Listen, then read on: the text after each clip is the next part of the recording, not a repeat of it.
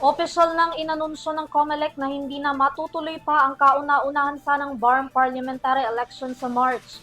Kakapusin na raw kasi sa panahon ng paghahanda ang komisyon kung itutuloy pa nila ito. Bagamat wala pa silang sinasabing petsa kung kailan ito matutuloy, hiling nila sa mga mambabatas na wag na itong paabutin pa sa 2027. May karagdagang report si Krisa Lopez. Sa pagtatapos ng COMELEC and Bank, napagdesisyon na naaprubahan ang muling pagpapaliban ng Bangsamoro Parliamentary Election na nakatakda sana sa March 30, 2026 ayon kay COMELEC Chairperson George Erwin Garcia.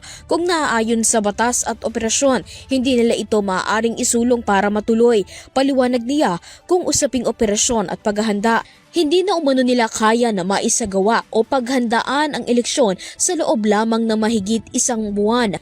Gusto ko lang i-announce na yung COMELEC and Bank ngayon lamang sa pagtatapos ng aming sesyon, inaprubahan namin ng isang resolusyon na kung saan ay opisyal namin dinideklarang postponed ang March 30, 2026 Bangsamoro Parliamentary Election.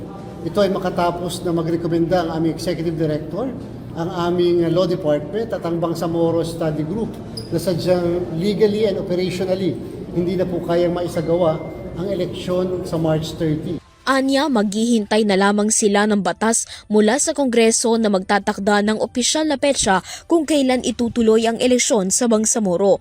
Ngunit hiling ni Garcia na huwag sanang umabot pa sa 2027 at lalo na sa 2028 kasabay ng national election ang Bangsamoro Parliamentary Election. Dahil sa postponement ng BARM election, inanunsyo na rin ni Garcia na hindi na rin maisa sa katuparan ang calendar of activities na dapat ay magsisimula ang calendar period ngayong araw. Lagay din po doon na yung calendar of activities namin na dapat ay magsisimula ngayong gabi ang election period kung saan naandyan na rin yung gun ban, ito po ay set aside na.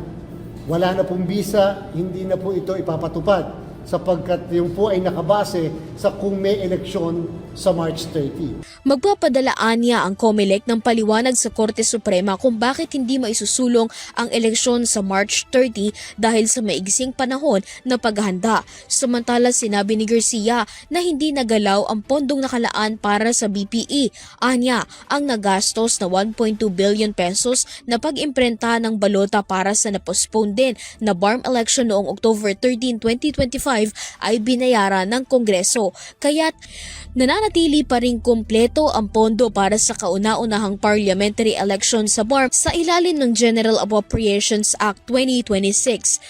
Kasalukuyan, intact po yung pondo, hindi naman po namin nagagalaw pa yan.